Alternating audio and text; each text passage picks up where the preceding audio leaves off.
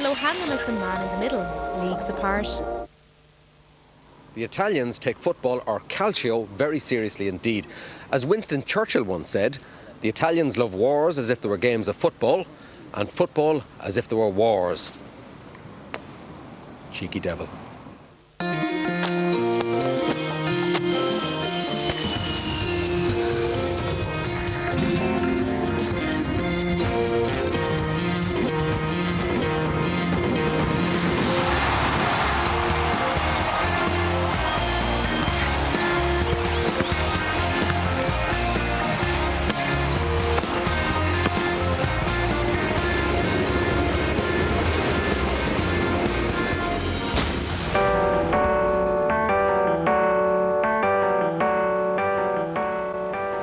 Goes. Romulus and Remus, twin sons of the god Mars, were abandoned as babies right here by the river Tiber. They were suckled by a she-wolf, fed by a woodpecker, until eventually they were found by a shepherd who raised them as his own. When they finally came of age, Romulus built a settlement on the Palatine Hill. Remus sneered at the stupid low walls his brother had erected, so naturally Romulus killed him. Some might say a typical Italian overreaction. The point is, when it comes to football, sibling rivalry and indeed fratricidal tendencies are alive and well today.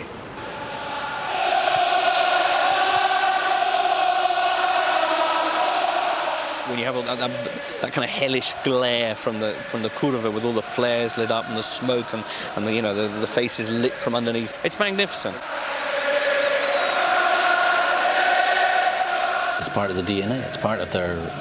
It's simply a major player in Italian life, football. I don't know it comes from, but it's only we love football.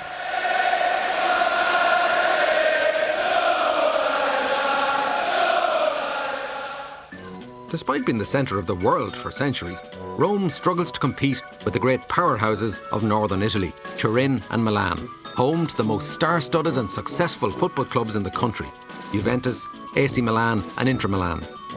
In comparison, Lazio and Roma are mid-table underachievers, but when they meet, it is the most passionate and politicised derby in the country, coloured by pageantry and sometimes violence. Lazio fans, we are told, are drawn from the right-wing suburban middle classes. They last enjoyed success in the year 2000 when they won the league under Sven-Göran Eriksson. Roma, the team apparently favoured by the inner-city left, have a chance to make history this year by being the first team in Serie A to win 11 league matches in a row. Who can stop this amazing run? Only bitter rivals Lazio. 1896 was the year of the first Olympic Games, and Lazio was born 4 years later by the decision of Luigi Bigiarelli, which was a sergeant in the army, basically. And he decided to give the color white and blue after the Greek flag, which was the flag for the Olympic Games. And the symbol, the eagle, was decided after the Roman Empire. Although the name Lazio refers to the region around Rome, both Lazio and Roma share the Olympic Stadium. That whole area was around the Olympic Stadium, including the Olympic, what is now the Olympic Stadium itself, was created by the fascist hierarchy on behalf of Mussolini. It was part of the, this is the way we want the moral fibre of the nation to be directed. Mussolini, like his friend Hitler, idealised the male form. In the shadow of the stadium stands a relic of fascist architecture, a mini-stadium surreally surrounded by giant statues of naked men. It's a stadium designed for athletics, track and field. And each single statue represents a different sport. And the funny thing about it is that the fascist regime allowed even American sports to be represented. If you go around the stadium, you will see there is a particular statue representing baseball. So you have this baseball player, which is not an Italian sport at all, but it's represented there. In the mid-1920s, the fascists grabbed the domestic game by the throat. They wanted a strong league with powerful clubs representing all the regions. For example, in 1927, AS Roma was formed from the forced merger of 4 lesser clubs. Lazio, under the patronage of a leading local fascist, refused to join in. Thus, the eternal rivalry began. Lazio had already a story of 27 years. They refused to be part of it. And from then on, it's been like a chase to each other. Although Mussolini was not necessarily a football fan himself, he preferred gymnastics. He exploited football to galvanise the country behind him. He saw its potential as a binding force for a very disunited people and a source of national pride. The first World Cup was in 1930. He opted to stage the second World Cup, 1934 one, in Italy.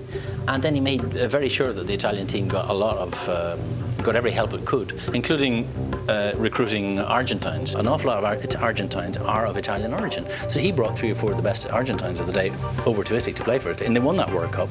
And then they went on to win the next World Cup in Paris in 38. And on both those occasions, he saw those very clearly as victories for the fascist regime. Little baldy Egypt.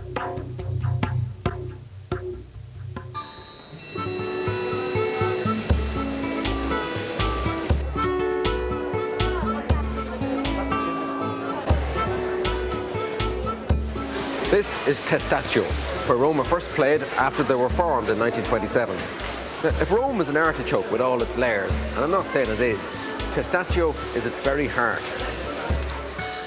Close to the market is a typical supporters club, bedecked in the Roma colours of red and yellow, which represent the Roman Empire and Christianity. Their symbol, the she-wolf, predates Roman times, as do some of their fans. Semplice educazione, altrimenti. This club is only for Roma fans. At times we let other people in, but it's only out of kindness. We've been meeting here for years. We meet and talk about everything. Football, history, politics. Though not much about politics, because we don't like it. Non ci piace. What is the connection between this area, Testaccio, and AS Roma, the club? Il medesimo momento che nasce la squadra sportiva Roma. Testaccio was formed at the same time as AS Roma. The football pitch in Testaccio is very famous. It was in 1927 that AS Roma was founded in Testaccio. I was born here in Testaccio, so I'm a local. And we have a name for anyone else who's not from here. Only the locals from Testaccio are the real Romans. Solo I testaccini sono veri romani. Dare un risultato anticipato ad un derby è difficile. It's very hard to forecast the result of a derby, and everyone hopes that their own team will win. Roma, in primis. But I hope Roma will win. Per ogni derby It's impossible to say. è difficile dare un Up Roma. Ma viva la Roma. Grazie. Grazie a te. Grazie, va bene. Grazie.